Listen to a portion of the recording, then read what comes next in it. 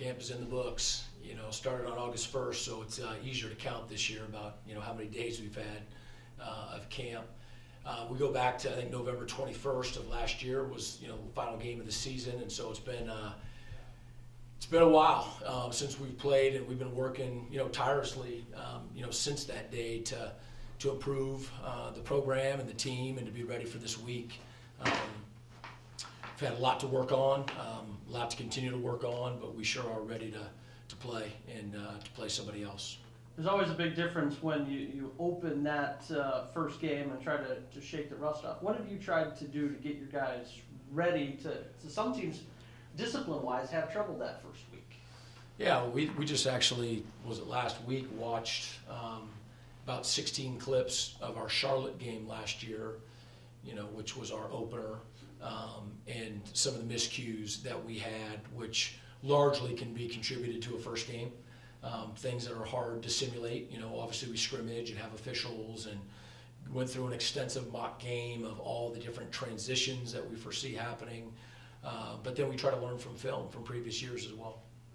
One of the questions everybody has kind of circled on their radars is the quarterback position, replacing Brogan from a year ago, with Isaac kind of being the guy who was held over from a year ago, but you brought in a lot of different pieces in quarterbacks and had a really good battle at that position.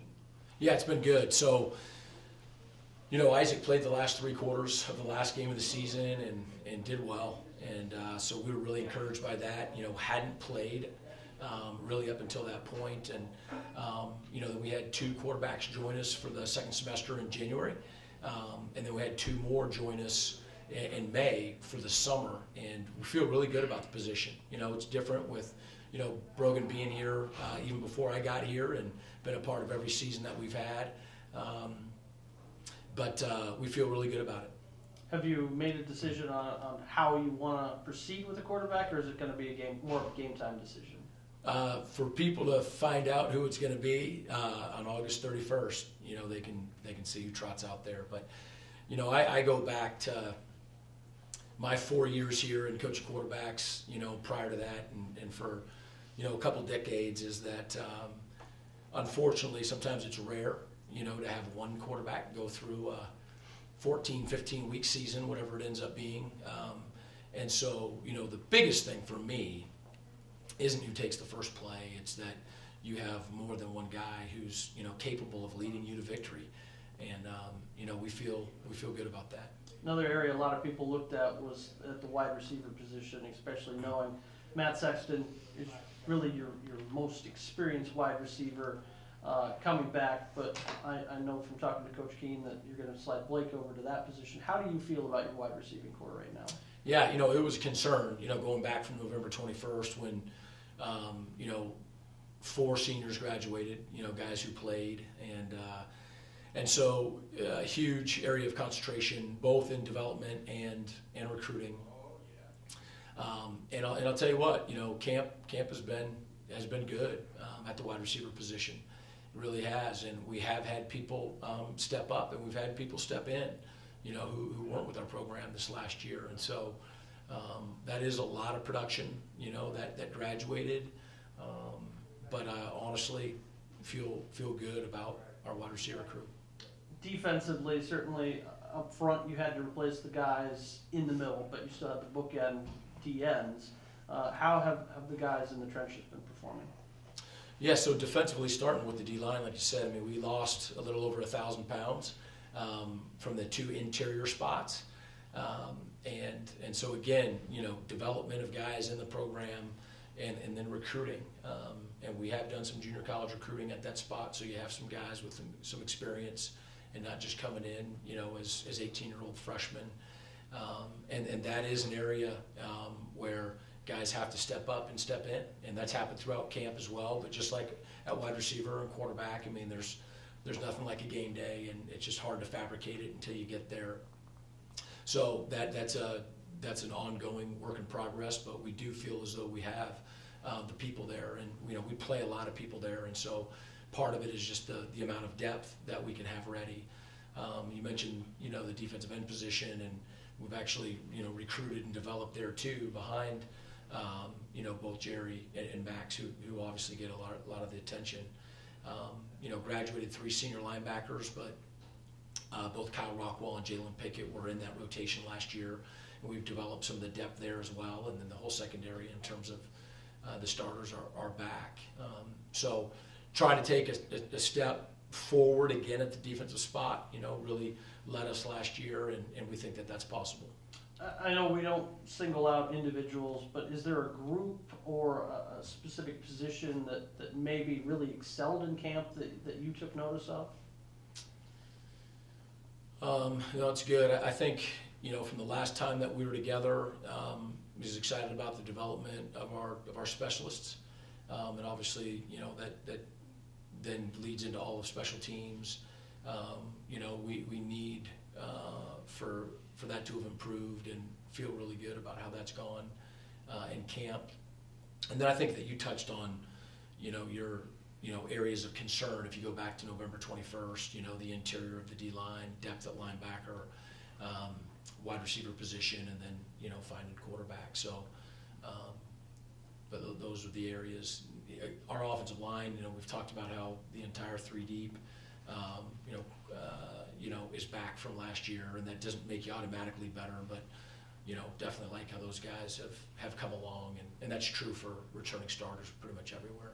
Monmouth, an FCS opponent, this is their big game of the year against an FBS school to be able to make a statement. They're a team that last year made the playoffs at the FCS level, certainly a level you're well familiar. What do you know about Monmouth? I know that they're really good. I know that they've got a veteran staff that's been together, which, again, unfortunately seems more rare these days than the norm. And I think a football program benefits, from stability and guys working together and know what they're doing and whatnot. And they were a really talented team last year that essentially has their entire offense back, other than the center, and then a lot of their defense. And so I'm well aware of the fact that they do not think that they're playing in a game that's in and over their heads. I think the one thing that we talked about as a team, and I really don't think that I needed to, but we really believed that in who we were, and that we could play well and the best version of ourselves, that we could go and beat Rutgers, and we did that. And I don't know their team, but I know that their team feels the absolute same way. But I don't think I had to tell our guys that, but it's part of my job to make sure, and so I did that a couple of weeks ago. But at Division I college football, you put the film on. It's not a coach's talk or some obscure smoke and mirrors. I mean, you put the film on, and that does all the talking. So our guys are well aware that if we play good football, we're going to have a chance to compete to win, and if we don't, then it won't go well. In 2017, 9 of your 12 games were decided by 7 points or less. What do you think we're going to do this year to change that type of close game? 7 of our losses by just 35 points. So where's the change there to keep us away from these tight games deciding our season? I don't necessarily think that there will be much of a difference in terms of tight games. I think the way that we're built, I think that we're going to be in a lot of tight games. I think the difference is, these guys came up with the theme of focus, fight, finish. And so it's not just the end of the games, but we are going to be in tight games at the end. And so, our finish is going to be critical. Those 4, 5, or 6 key plays getting up to that point, but then making the plays, being disciplined, being smart. And again, I mean, guys making plays in the end will be the difference. 2 guys next to you certainly have earned their rights to call themselves captains. What makes Jeremiah and Blake both so special for you as part of this team? Yeah, that's not an easy one to put into a kind of a soundbite deal, but starting with Blake, people outside of the program may or may not know that again, we all came in together. I remember when he visited, our first conversation was in the hallway outside of my office when he was visiting here, and walked on to the program, in that first year, and to make a really long story short, earned a scholarship a couple years ago, and now he's been voted by coaches and staff as a team captain. I think that speaks, louder than anything that I could say right now. But I love him. I believe in him. His leadership has always been fantastic. By example first, when necessary with words. I think he's become more vocal, especially with the responsibility of being a captain. The guys respect him. The staff respects him. He can do so many things, and he does them well. He's got a calming presence. He doesn't get rattled, and just really thankful he's on our team, no doubt. And then Jeremiah, is a two-time captain, and I just there's ego everywhere, and so to vote a guy captain twice, I mean, you really got to be the real deal in order for that to happen. I think human nature, once a guy becomes captain, is what are the reasons why we shouldn't have him do this again. But was our Torchbearer Award winner last year, which is the absolute best leader in our program. Unfortunately, he's proven again how authentic he is as a leader by having to endure all the rehab of his, of his ACL surgery, from the end of last season. And so, to lead by not being out there, he was lifting and running and at all the practices in the spring and all that stuff, but it's a little bit different. And sometimes, whether you feel sorry for yourself or you're just not in the fray, you can be forgotten to some degree or not, part of the focus or not on the tip of everybody's tongue. But absolutely was not the case with Jeremiah. I mean, I don't think it was unanimous, but it was probably as close to unanimous as you can get, and that's coming off of, an entire off season of rehab. And so, phenomenal human being and great football player. And again, just really grateful, that we all of our paths came together, 4.5 or whatever it was years ago, and here we are. Jeremiah, we'll start with you first. You look at this, and certainly everyone knows you only get a finite number of opportunities to go out there. You lost 1 year to an injury. Last year, you missed the final game of the year. How much of a driving factor was it to know you wanted to be out there for game number 1 this year? You know what? It's more or less, with my injury and how it happened and things like that. I was really determined to get back out there for this first game. Rehab has been grueling, things like that. Been having to deal with a little bit of tendonitis and stuff like that. But I've always kept my focus. The goal is always to be ready for August 31st, not ready for camp, not ready for this day, but for August 31st. I've had a lot of help along the way with, the athletic staff, coaches, players, that kind of thing. My wife at home, helping me out at home, that kind of stuff. And I'm just really thankful that I'm able to play another season, because with an injury like that, I mean, it could be, career's over like that with that kind of stuff. So, being a leader up front on that defensive line, a lot of people look to you and Max to carry a lot of the load, but it's just not a two-man defense. It's really an all-out group effort. Yeah, absolutely. I mean, me and Max are absolutely nothing without our interior guys, linebackers, and then corner safeties, that kind of stuff. We're good and stuff like that, but we have great players behind us, next to us, things like that. I mean, we're just a small part of this defense. As a senior and an upper leader, how do you go about trying to set those rules and expectations for some of the younger guys? Because you've established this foundation and they look up to you. How do you make sure they carry out the same level of discipline you want? Yeah, the hardest part through it is being yourself while, not trying to get on the guys. You have to be on them, but at the same time, your friend, like they're your friends, that kind of stuff.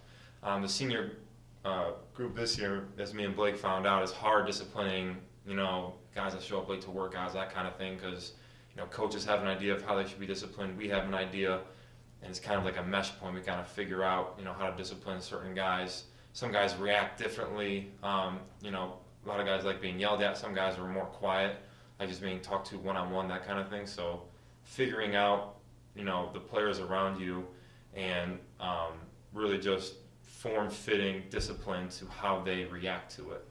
If you look back at yourself now versus the freshmen that came in those years back, what would you tell yourself? If I had to say one thing, it'd be every single day, take nothing for granted. I had no idea that, these injuries would happen to me. And it can happen in a split second out there on the field. And then, you miss the rest of the season, or you miss the entire off season, that kind of stuff. So really being grateful for the things that you have. I mean, it's a true blessing to be a Division I football player with all the things that we're given here. And I just say, it's an absolute blessing, so take it as that. Just looking at your stats from last year, they're eye-popping. How do you feel like you're going to top what you did last year, even with the injury? How do you feel like you're going to come in after the rehab, after all you've been through, and come in and really make a impression on everybody this year? To be honest, I'm not worried about statistics. If you look at last season, there was a lot of plays that I missed that I could have made. So just trying to fine-tune the plays that I missed to make those plays for our team. And then another thing with statistics and stuff like that, that's from last year. This year is a completely new year. I'm not worried about any of that kind of stuff, to be honest. Blake, on the other side of the football, you have a lot of ability, and last year certainly missed some time due to injury as well. How excited are you to be back being yourself again? Right. Kind of like what Jerry alluded to. It's not fun going through injuries, but I'm just really excited to get back out there. Like you said, the training staff was very helpful with me, helping me work through injuries and different stuff like that. So I'm just grateful to be back out there and being able to play the game that I love. So certainly have had a big role in a crowded backfield, but now they want to continue to try to find ways to get you on the field. I know you've been running some wide receiver routes. How has that been for you? It's been good. I'm just moving over to the wide receiver group has been good. Just like you said, just able to get new opportunities to help out a different group, and then so I'm just really excited about just being able to play, helping out the team in any way that I can. So.